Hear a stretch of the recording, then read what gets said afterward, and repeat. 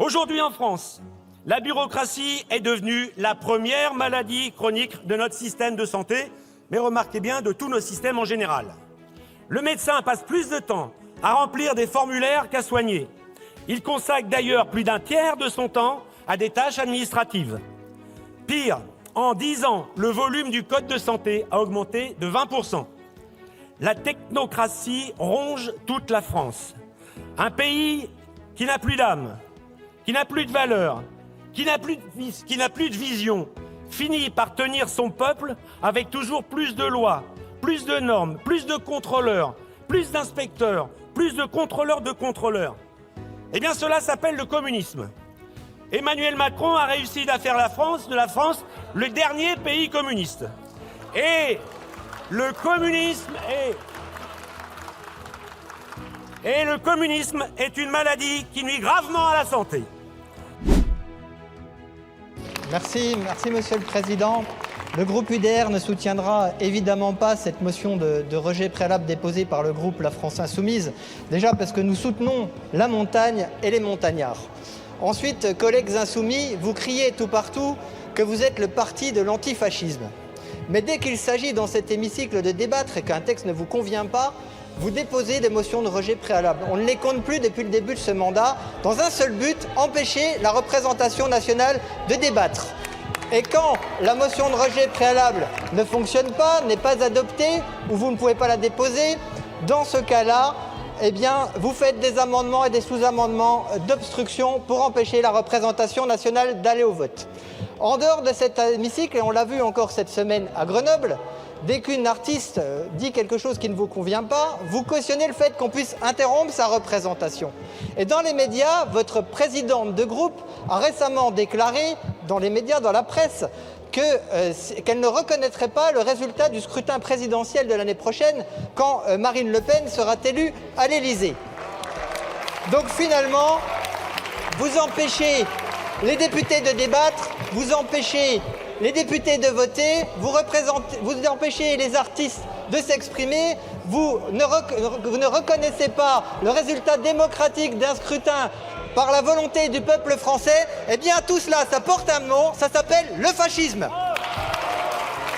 Pour le groupe EPR, la parole à Madame Rioton.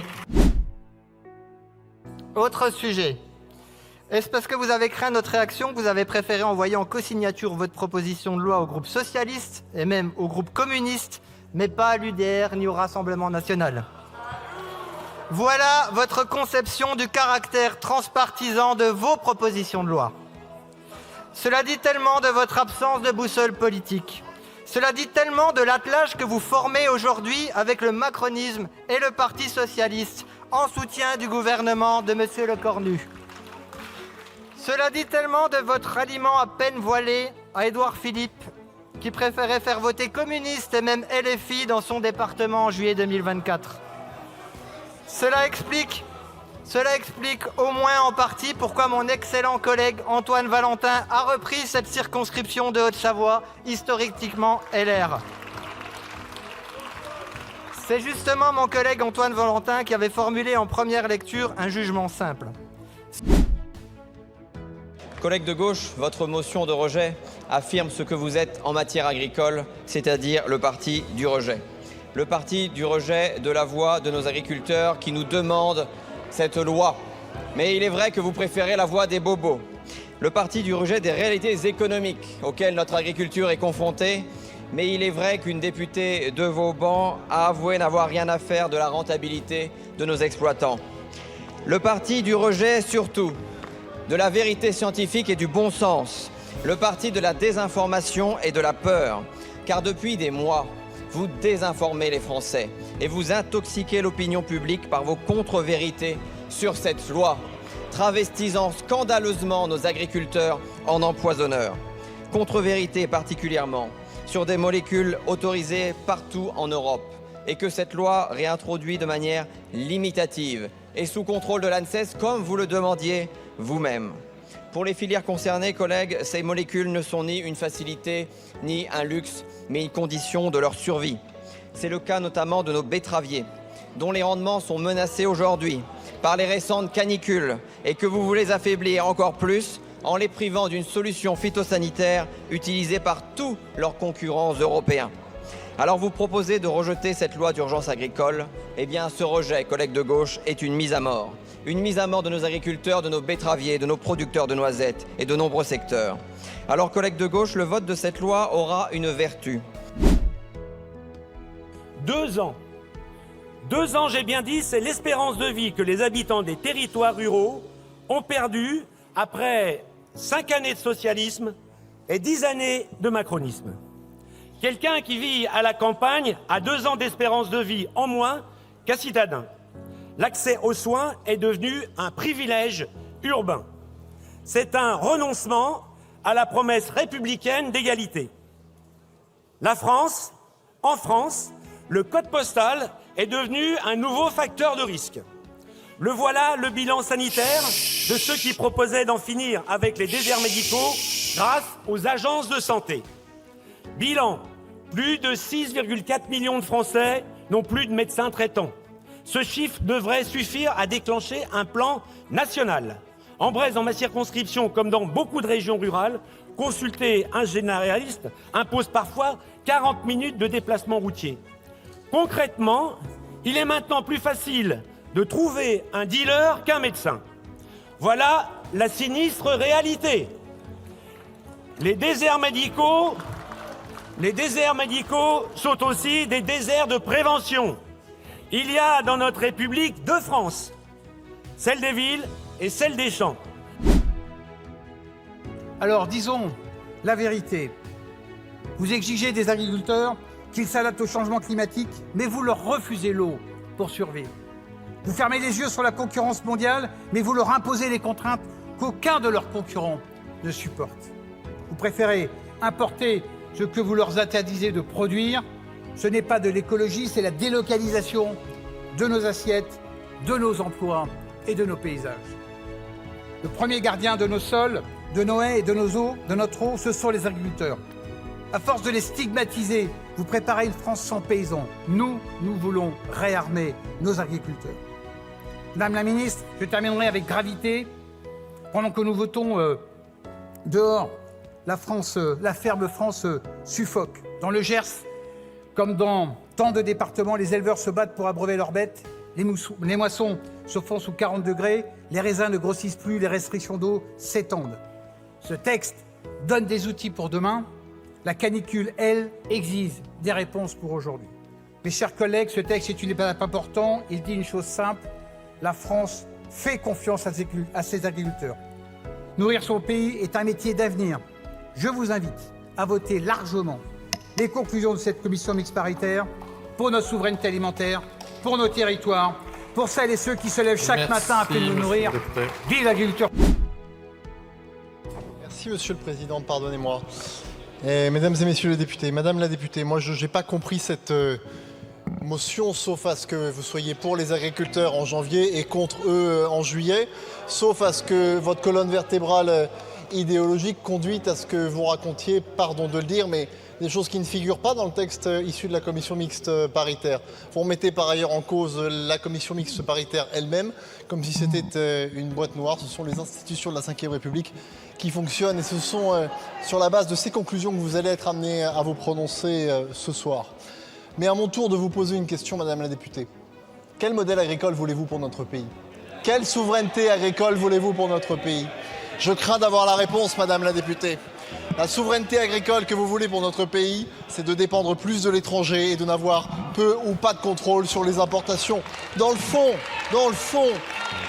vous ne détestez qu'une chose, que l'on puisse être souverain, produire sur le territoire national, respectueux de nos normes environnementales qui sont les meilleures au monde. Voilà ce qui vous dérange, Madame la députée, c'est que des agriculteurs, des éleveurs puissent se lever tôt pour faire un métier difficile. Je comprends que ça puisse vous déranger, c'est ça la vérité. Monsieur le ministre, je pense qu'il va falloir arrêter de se taper sur le ventre pour un amendement de suppression d'un article qui ne serait pas constitutionnel, alors que l'ensemble de votre loi revient sur le principe de non-régression environnementale, qui est l'un des principes fondamentaux, il me semble, de notre Constitution, que nous devrions respecter aujourd'hui. Parce qu'on est, encore une fois, dans une période de canicule. Tous les amendements, tous les articles de votre loi reviennent en arrière, détruisent les instances locales qui permettraient justement d'avoir une réflexion sur notre souveraineté alimentaire. Comment on partage l'eau ? Au contraire, vous accélérez, vous passez au forceps des méga-bassines qui, rappelons-le, sont des maladaptations au changement climatique, qui vont aller puiser l'eau dans les nappes phréatiques, les exposer et faire en sorte que l'eau soit accaparée par quelques agro-industriels aux dépens de la majorité des agriculteurs et agricultrices de ce pays. Alors cet amendement, vous pouvez vous en satisfaire. En attendant, c'est l'intégralité de votre loi qui est une maladaptation pour le changement climatique, monsieur le ministre. Vous êtes indigne de votre fonction et encore... Il y a quelques mois, le député LFI Sébastien Delogu déclarait fièrement, sous les rires de ses collègues, « J'ai l'IPTV, ça ne m'intéresse pas de payer des gens qui vont s'en foutre plein les poches. Moi, ce qui m'intéresse, c'est la gratuité. » Cet aveu illustre une forme de banalisation du piratage, dont les conséquences sont bien réelles. Derrière la prétendue gratuité, il y a un coût, celui supporté par l'ensemble de l'écosystème sportif et audiovisuel, privé de ressources indispensables à son financement et à son développement. Le piratage sportif représenterait ainsi 100 millions d'euros de manque à gagner pour la Ligue de foot professionnelle. Selon Nicolas Taverneau, sans ce phénomène, la plateforme Ligue 1 Plus aurait pu compter 400 000 abonnés supplémentaires. La moitié des requêtes adressées à l'Arcom concernant le piratage porterait par ailleurs sur la seule Ligue 1. Merci Monsieur le Président. Je tiens tout d'abord à remercier mon collègue et voisin de circonscription, Jean-Pierre Vigier, qui a porté ce texte tant attendu par nos territoires de montagne, en Auvergne comme sur toutes les zones de montagne. Alors je me tourne également vers les députés de la France Insoumise qui ont déposé cette énième motion de rejet. Assumez-vous vraiment de dire aux habitants de nos montagnes que vous refusez que leurs difficultés soient soumises au vote de notre Assemblée. Assumez-vous de dire aux maires, aux agriculteurs, aux éleveurs, aux forestiers, aux professionnels du tourisme, aux soignants, que leurs problèmes ne méritent pas que le Parlement se prononce. Vous ne connaissez pas les territoires de montagne, vous ne les aimez pas. Ils n'ont pas de couleur politique, ils n'ont que des défis immenses. L'accès aux soins, les écoles, le logement, les mobilités, l'agriculture, les forêts, le tourisme, l'adaptation au changement climatique. Et nous, notre responsabilité, ce n'est pas d'empêcher le Parlement de voter, c'est de répondre à ces défis. Vous êtes libre de voter contre ce texte, c'est votre droit le plus strict. Mais... Ce texte n'a jamais opposé deux visions de l'agriculture. Il a opposé deux visions de la France. D'un côté, il y a cette nouvelle France que l'extrême gauche prétend vendre. Une France qui transforme chaque débat en croisade idéologique. Une France où le militantisme tient lieu de démonstration, où le bullshit remplace les faits, où l'on finit toujours par raconter n'importe quoi dès lors que la vérité dérange. Bref, une fabrique à caricatures et à mensonges. Et puis, il y a l'autre France, la vraie. Une France qui vit de son travail. Une France qui prend des risques tous les matins. Une France qui investit, qui produit, qui transforme, qui exporte. Une France qui nourrit les Français sans jamais demander qu'on la remercie. C'est la France des agriculteurs, la France des entreprises, la France des coopératives et de ces territoires qui refusent de renoncer.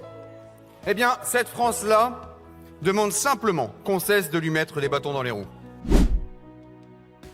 Là où certains voient l'agriculture comme un problème, le Rassemblement national la considère comme une richesse.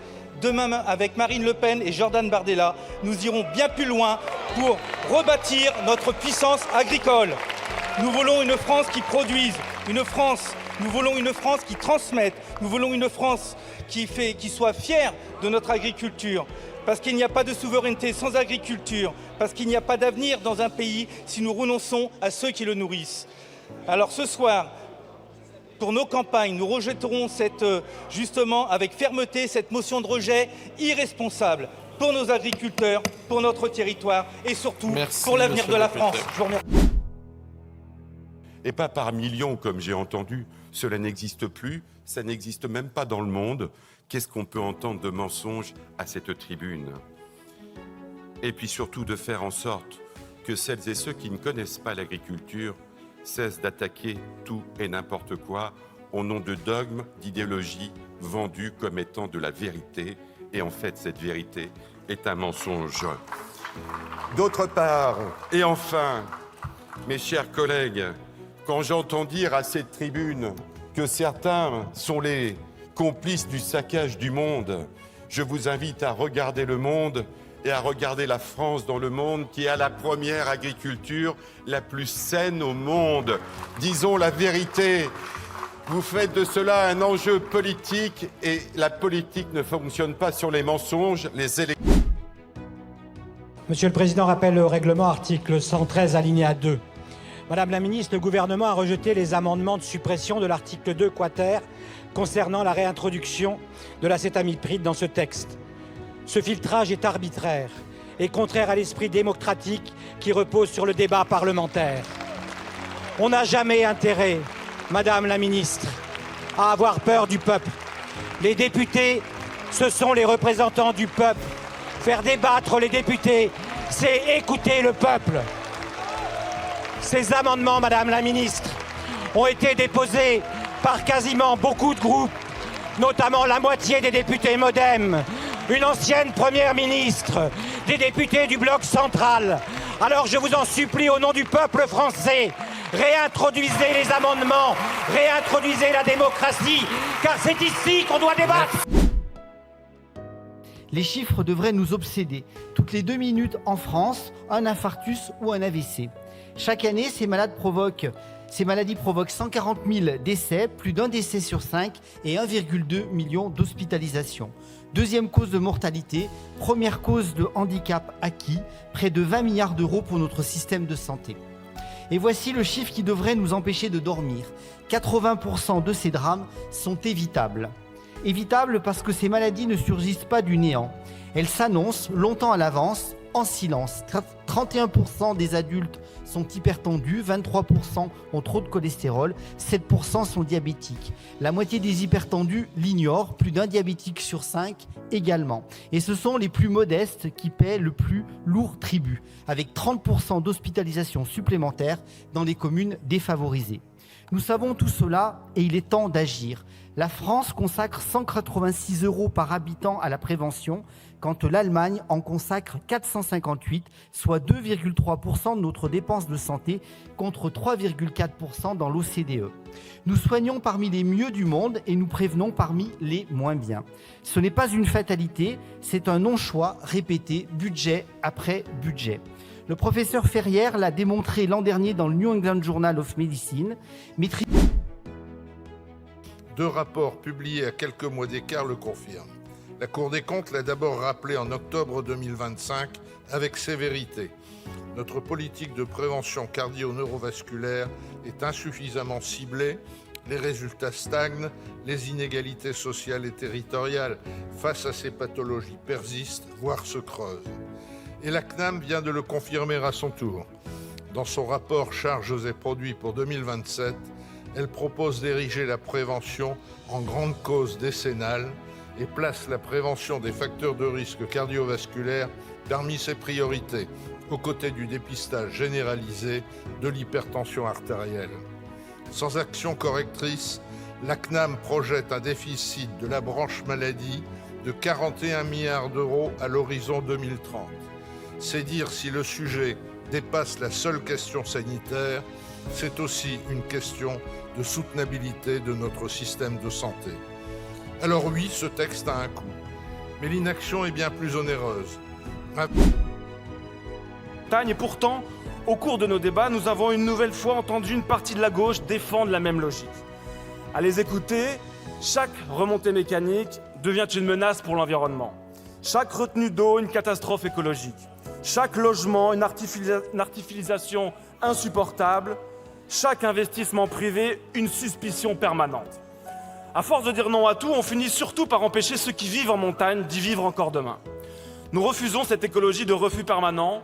Nous croyons qu'il est possible de protéger la montagne sans condamner son développement. Préserver n'a jamais voulu dire figer. Et les premiers protecteurs de la montagne, ce sont ceux qui y vivent. Les agriculteurs, les éleveurs, les forestiers, les élus locaux, les entrepreneurs et tous ceux qui entretiennent ces territoires au quotidien. Ils n'ont aucune leçon à recevoir de ceux qui voudraient transformer la montagne en un sanctuaire où plus rien ne serait possible. Alors... Derrière vos grands mots qui sonnent bien, résilience, souveraineté, que trouve-t-on? Du vent. Vous voulez répondre à la raréfaction de l'eau? vous nous proposez de la stocker dans des retenues en mettant sur le même plan dans la loi l'eau potable et l'enneigement artificiel pour les pistes de ski. Quelle indécence alors que des scientifiques du CNRS et de l'INRAE nous expliquent que ces bassines sont un non-sens écologique et ne profiteront qu'à une infime partie de l'agriculture.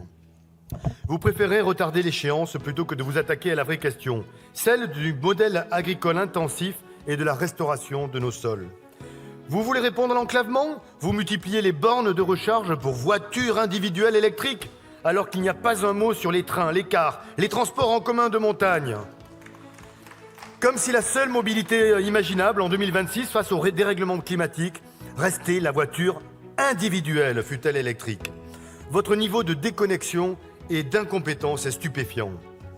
Vous voulez protéger les paysages de montagne? Mais pour tout ça, eh bien, il faut de l'argent public. Et le problème, c'est que c'est complètement contradictoire avec les coupes budgétaires du gouvernement et de Madame la ministre qui frappent l'agriculture. 511 millions d'euros en moins en 2026, 100 millions en moins annoncés en 2027. Voilà la vraie raison de la loi d'urgence agricole. Cacher la misère, la sottise de la politique agricole de ce gouvernement. Car si l'agriculture va mal en France, si pour la première fois depuis 60 ans, nous importons plus que nous exportons des produits agricoles, c'est pas à cause de la punaise diabolique ou de la jaunisse. C'est parce que les gouvernements ne font rien pour assurer aux agriculteurs des prix rémunérateurs. Parce qu'ils se sont agenouillés devant Madame von der Leyen en acceptant l'accord avec le Mercosur, la Nouvelle-Zélande, demain l'Australie. Parce qu'ils ont accepté, notez bien l'année dernière, que les États-Unis exportent vers chez nous 500 000 tonnes de noix et de noisettes à droit de douane nulle, farcies de pesticides interdits chez nous. Les impacts sur l'élevage français tout en signant à tour de bras des accords de libre-échange. Je vous ai vu pleurer l'effondrement du nombre d'agriculteurs dans nos campagnes, tout en faisant tout pour que la loi du chacun pour soi, de l'accaparement, de l'agrandissement, prenne le pas sur celui de la coopération. Je vous ai vu dépasser face à l'hécatombe du nombre d'animaux d'élevage morts durant les canicules. Et je vous ai vu impréparés face à la multiplication des incendies. Merci d'ailleurs aux agriculteurs d'avoir été là, d'être toujours là, malgré vous. Je vous ai vu remettre la faute sur le comportement des consommateurs. Je vous ai entendu dire la priorité que vous mettiez aux revenus agricoles sans jamais poser la moindre régulation des négociations commerciales. Je vous ai vu vous poser en garant de la souveraineté agricole tout en finançant avec notre argent 145 millions pour des engrais azotés russes la semaine passée. 380 000. C'est peu ou prou ce qu'il reste d'agriculteurs après des années de libéralisation à marche forcée, de choc climatique, de pression sur les prix, d'isolement. 4 fois moins qu'il y a 50 ans. Une grande loi de réconciliation. Mais mes chers collègues socialistes, insoumis, écologistes, soyez cohérents. Lors de l'examen de la loi du plomb, c'est vous, collègues socialistes, qui proposiez que ces décisions soient prises par l'ANSES plutôt que par le pouvoir politique. C'est vous, collègues insoumis, qui exigiez également que les décisions sanitaires reposent sur une expertise indépendante, transparente et actualisée de l'ANSES. C'est précisément ce que permet le dispositif issu de la CMP. Et c'est vous, collègues écologistes, qui dénonciez toute mise sous tutelle politique de l'ANSES. Vous ne pouvez pas réclamer hier que l'ANSES soit placée au cœur de la décision et dénoncer aujourd'hui le dispositif qu'il permet. L'indépendance scientifique ne peut pas être à géométrie variable. Ou alors... Un texte attendu par les agriculteurs qui exprimaient il y a encore quelques mois leur exaspération et leur colère en dénonçant les contraintes qui les empêchent de produire, de s'adapter, des contraintes qui mettent à mal notre souveraineté agricole et alimentaire. Ne vous y trompez pas, cette colère n'est pas éteinte. Elle n'est pas même dissipée car ses origines sont profondes. Et nos agriculteurs ont à juste titre le sentiment qu'on exige d'eux toujours plus, ce qui entrave leur capacité à produire et à nous nourrir. Dois-je rappeler ici qu'en 20 ans, la France est passée du 2e au 5e rang mondial des pays exportateurs de denrées agricoles et qu'en 2025, pour la première fois, notre balance agricole est devenue déficitaire. Toutefois, j'ai eu l'occasion de m'exprimer sur le sujet. Je suis et je demeure opposée à la mesure concernant le plafonnement des rémunérations des salariés des fédérations et des ligues. Bien qu'étant liées au ministère par une convention de délégation de services publics, les fédérations demeurent des entités de droit privé, dont certaines génèrent des revenus propres bien supérieurs aux subventions allouées par l'État pour exercer leur mission de délégation de services publics. Par exemple, pour la Fédération française de football, la subvention publique représente 1,7% du budget de la fédération. Comment justifier dès lors que le ministre ait un droit de regard sur la rémunération de ses salariés? Mais vous en avez décidé ainsi, alors ceci... Pourtant, chacune de nos propositions a été écartée par les rapporteurs au nom de la sacro-sainte compétitivité. Les dirigeants du sport français sont parvenus à imposer dans cet hémicycle l'idée selon laquelle les législateurs ne devraient pas se mêler sérieusement du sport professionnel. Cet apolitisme revendiqué n'est que le paravent du capital. Le totem de la compétitivité sert en réalité à liquider toute forme de solidarité, de régulation économique et faire disparaître tous les acteurs échappant aux logiques de marché. Politiser le sport, ce n'est pas l'instrumentaliser, c'est reconnaître une réalité ancienne et toujours actuelle, car le législateur est déjà intervenu à de nombreuses reprises lorsqu'il s'agissait de protéger les intérêts économiques du sport professionnel.